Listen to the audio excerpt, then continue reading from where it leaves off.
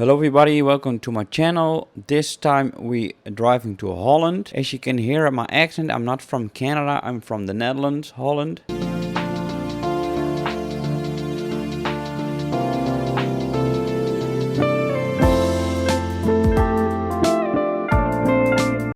Holland is a small town from around 400 people.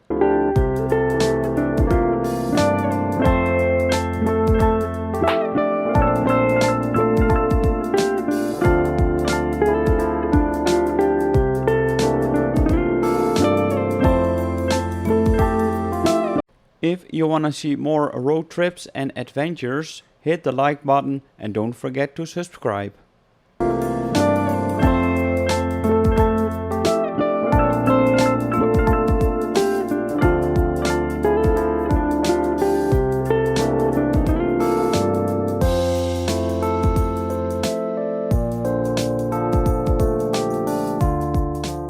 If you come into Holland, you see there a big windmill. In the Netherlands, we call them a grain mill. They grind the grain and they make flour out of it.